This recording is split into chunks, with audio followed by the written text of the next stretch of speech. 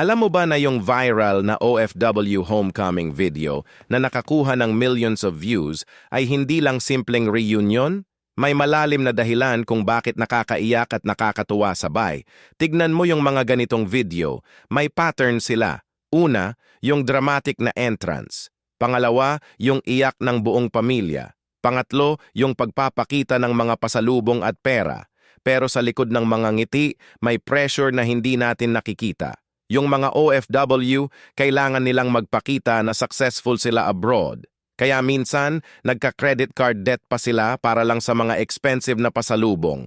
Yung mga pamilya naman, may guilt na hindi nila naasikaso yung OFW, pero may gratitude din kasi may pera na. Yung mga viral videos na ito, hindi lang celebration yan. Subtle critique din yan ng sistema natin. Bakit kailangan umalis ng Pilipino para magkapera? Bakit yung reunion parang performance na rin para sa social media? Kaya tayo nakaka-relate kasi nakikita natin yung sarili natin. Yung sacrifice, yung love, at yung sistema na hindi pa rin nababago.